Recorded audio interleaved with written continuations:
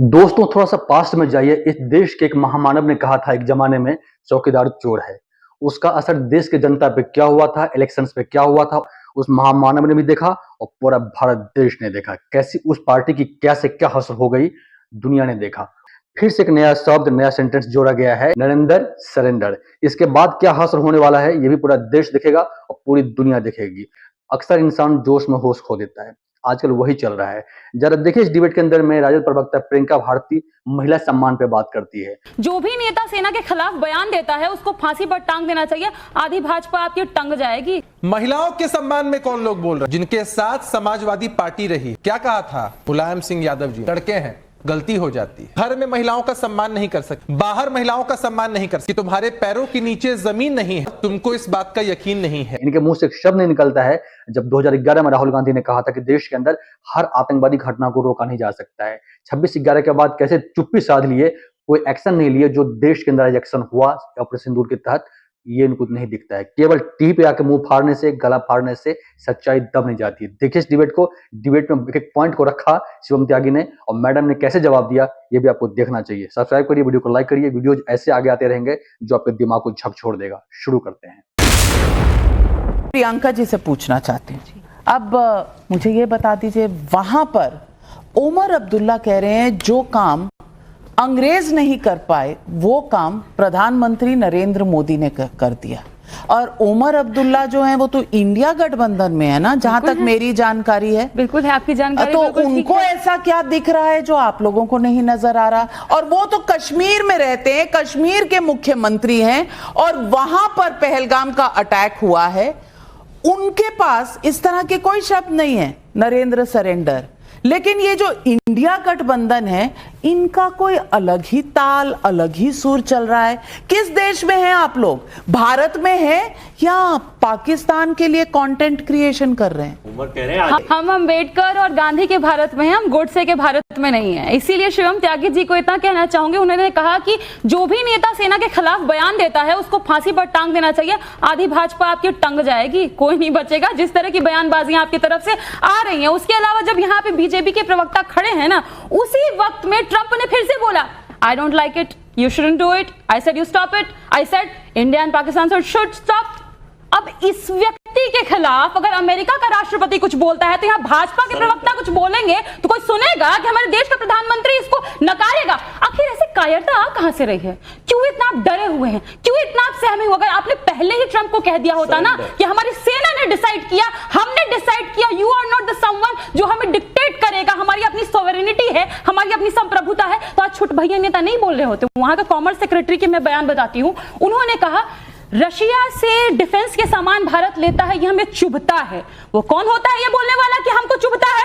उसके अलावा वो बोलता है कि ब्रिक्स की जो समिट हुई, इन लोग आपस में डिसाइड कर रहे थे कि कॉमन करेंसी आएगी, हमने कहा लाइन पर आओ, भारत लाइन पर आ गया। कौन होता है अमेरिका हमें लाइन पर लाने वाला? ये सारे सवाल हम इनसे ना पूछे। ये कहते हैं कि कार्रवाई होनी चाहिए, क्यों नहीं विजय शाह को इनकी पार्टी से निकाला गया जब वो सेना के विरोध में बोलता है? क्यों नहीं उस मंत्री को निकाला गया जो कहता है कि उस भाजपा के विधायक को जो कहता है कि हमारी एयरफोर्स के जवान जो है नालायक है? जो विधायक ऐसी भाषा बोल रहा है वो इस देश का सबसे नालायक व्यक्ति है, उसको पहले आप बाहर का रास्ता दिखाइए। उसके अलावा जब आप चीना, अजय वर्मा जी, यहाँ सरेंडर नहीं करना है, पाकिस्तान के सामने हो गया आपका सरेंडर, अब यहाँ नहीं करिए। लेकिन अभिषेक झा पहले, फिर अभिषेक झा जी, ये जो भी कह रही हैं कुछ सच्चाई है इसमें? हमारी तरफ से जिन नेताओं ने इस तरह के बयान दिए, हमने पूरी तरीके से उसको कंडेम किया।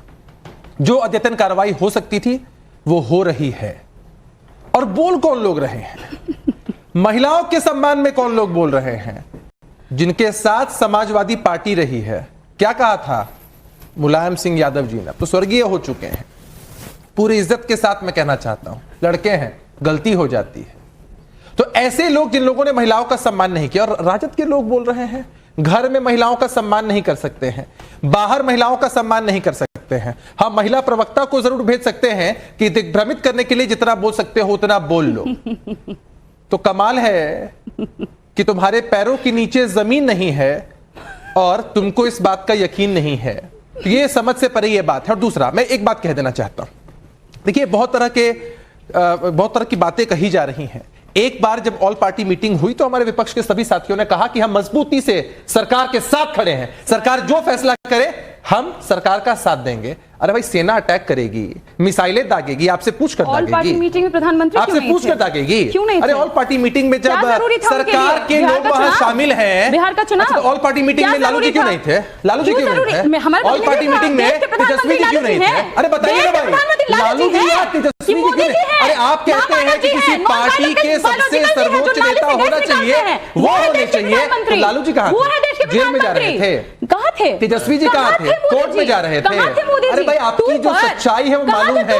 दो लाइनें आपको डेडिकेट कर रहा हूं, बगल में जाने से दो लाइनें आपको डेडिकेट कर रहा हूं कि वो चेहरे के पीछे का चेहरा तुम्हारा, आपको पता है, वो चेहरे के पीछे का चेहरा तुम्हारा, तुम्हें भी पता है, हमें भी पता है, और तेरी सियासत के जन्नत का असली नजारा तुम्हें भी पता है, हमें भी पता है। मैं बताता हूं, इनको स्पेशल सेशन चाहिए नाविका जी, स्पेशल सेशन चाहिए भाषणबाजी के लिए, स्पेशल ट्रीटमेंट के लिए, कि स्पेशल सेशन सत्र चलेगा, जनता के पैसों से चलेगा और वहां जाकर आप भाषण देंगे। अरे भाई विपक्ष की बातें सुनने के लिए और प्लेटफॉर्म नहीं है क्या?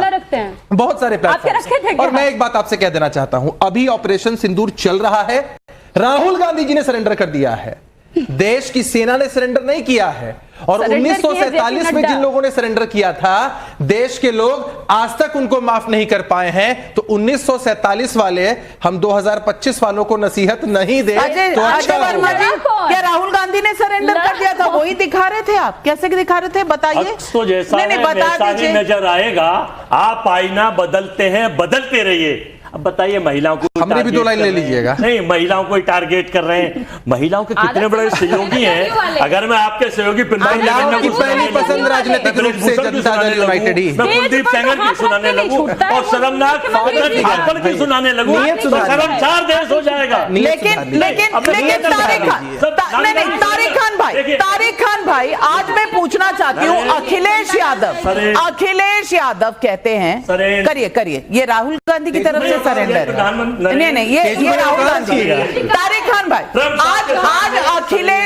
आज अखिलेश जी कहते हैं कि ऑपरेशन सिंदूर का नाम सिंदूर इसीलिए रखा क्योंकि सिन यानी पाप को दूर करना था। उनको तो मैं समझती थी कि बाहर से पढ़कर आए हैं, इंजीनियर हैं, तो कुछ तुक की बात करेंगे। कौन सा पाप? क्या सिंदूर पर भी इस तरह का मजाक, इस तरह का माहौल आपको लगता है कि ये किसी भी नेता को शोभा देता है? सिंदूर नाम का प्रचार तो लगातार मोदी जी कर ही रहे हैं मैम, मार नहीं पाए, और ये कह रहे हैं कि उनको फांसी दे दो, फांसी देने को तैयार हैं, लेकिन विधायक मंत्री को हटाने के नहीं तैयार। जो इनके विधायक मंत्री सेना को गाली दे रहे हैं, सिंदूर का मजाक उड़ सकता है? नहीं उड़ सकता। तो फिर क्यों उड़ाया अखिलेश जी ने? सबको तो एक 2 मिनट दिया, मैं बोल तो लूं, फिर आपका सवाल पूछ रही हूं, उसका जवाब दे दीजिए। सिंदूर का प्रचार तो कर रहे हैं मोदी जी, नहीं कर रहे हैं? नहीं तो प्रचार होता है कि फोटो लगी हुई है, प्रचार कर रहे हैं, होता है कि प्रचार होता है? सिंदूर बह रहा है, ये सब कह रहे हैं, सिंदूर के नाम पर जगह जगह वोट मांग रहे हैं, ये मान लीजिए। उसके बाद आगे बढ़ते हैं। आपने कहा, जस्टिफाई किया जयशंकर साहब के बयान को कि वो पूरा नहीं दिखाया गया। ये राहुल गांधी वाला 25 मिनट का पूरा इंटरव्यू था, प्रेस कॉन्फ्रेंस दिखाया आपने। अभी इन्होंने नेताजी का जिक्र किया मैम, 25 मिनट बोले थे नेताजी, पूरा दिखाइए। सब लोग, एक सेकेंड, लेट मी से समथिंग मैम, सब लोग एक काट के लाते हैं, और दिखाते हैं। ऐसे ही जयशंकर साहब ने कहा कि जब हम हमला करने जा रहे थे हमने बता दिया था। मकसद आपका क्या था बताना, हमें नहीं पता। आपने जो कहा हमने सुना। ऐसे ये भी जो नेताजी कहे सुने, तो मैं मकसद बता देती हूं। बयान दिखाया, बताइए उसका कोई आगे पीछे लेने से मतलब नहीं बदल रहा था। ये है जयशंकर जी का जो बयान है, आपने आगे का काट के उसका मतलब बदल दिया। मैं फेक न्यूज और रियल फैक्ट पर हमेशा, और मेरी पत्रकारिता आपकी आजकल की नहीं है। मैं 32 साल से ये काम कर रही हूं। पत्रकारिता पे सवाल नहीं उठा रहा। तो फिर आपने सवाल लेकिन उठाया। आप ये भी तो कह रही हैं कि इन लोगों का जो बयान है 3 मिनट का, वो एकदम सही है, तो बाकी लोग जो बोलते हैं पूरा फिर नेताजी की बात का भी आपको खंडन करना पड़ेगा कि गलत है। पूरा 25 मिनट का इंटरव्यू दिखाइए, सारा संदर्भ और प्रसंग बताइए, राहुल गांधी के कई बयान आते हैं, मैंने किसी में नहीं कहा कि कोई डबल मीनिंग है। आप जबरदस्ती फेक न्यूज फैलाना चाहते हैं, फेक न्यूज में नहीं फैलाने दूंगी। जो उन्होंने बोला, अब मुझे आगे बढ़ने दीजिए। चलिए उसको छोड़ दीजिए। सिंदूर का माहौल से ध्यान भटका रहे हैं शिवम त्यागी। जवाब ये क्या दिखा रहे हैं? राहुल गांधी की फोटो है क्या? दिखा रहा हूं। ओ नहीं, सॉरी राजपाल यादव झूठ बोल रहा है, मैं यहीं पर तारीफ करूंगा। एक बार मोदी साहब बोल दे कि ट्रम्प झूठ बोल रहा है, मैं यहाँ तारीफ करूंगा। Thank you. मैं प्लीज लगातार अपने समय में बोलिए, मैं फिर लगातार बोलना चालू हो जाऊंगा। Thank you. कोई लाभ नहीं, इस बात से मेरी आवाज जाएगी नहीं। तो बहुत सीधी बात है, जहां तक बात बताने की है। मेरे देश के प्रधानमंत्री ने कहा कि किसी से कोई मीडिएशन नहीं हुआ है, डायरेक्ट 3:30 बजे कॉल आया, उसके बाद चीजों को एस्केलेट किया गया। फिर इस देश के डीजीएमओ ने आकर जो है यहां पर बताया, पूरी चीज ऑडियो विजुअल्स के साथ बताई, और सारी स्थिति क्लियर करने के बाद भी पता नहीं इतनी चाटुकारिता कैसे कराया जी। बाकी आप क्या रहे वीडियो पे कमेंट में बताइएगा। मिलेंगे जल्दी, तब तक के लिए धन्यवाद। जय हिंद, जय भारत।